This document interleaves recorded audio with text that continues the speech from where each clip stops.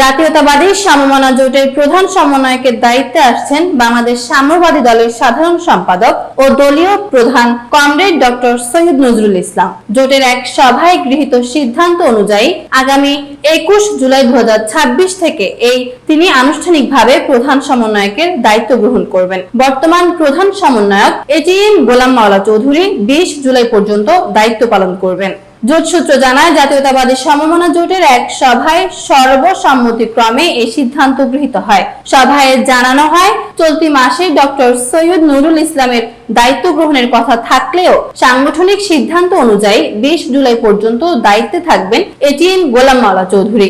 এরপর 21 জুলাই থেকে নতুন প্রধান সমন্বয়ক হিসেবে দায়িত্ব পালন করবেন ডক্টর নুরুল ইসলাম। সভায় উপস্থিত ছিলেন জোটের মুখপাত্র এস.এম. শাহাদাত, সাম্যবাদী দলের কমরেড শরীফুল ইসলাম মাহফুজ, কেন্দ্রীয় নেতা আব্দুল হাকিম আমিন, বাংলাদেশ ম্যাপের সভাপতি শাওন সাদিকী, সাধারণ সম্পাদক সিনিয়র বারিক, এনডিপির সভাপতি হারুন সোহেল, এনপিপির মোস্তাফিজুর রহমান মোস্তফা সহ জোটভুক্ত বিভিন্ন দলের নেতৃবৃন্দ।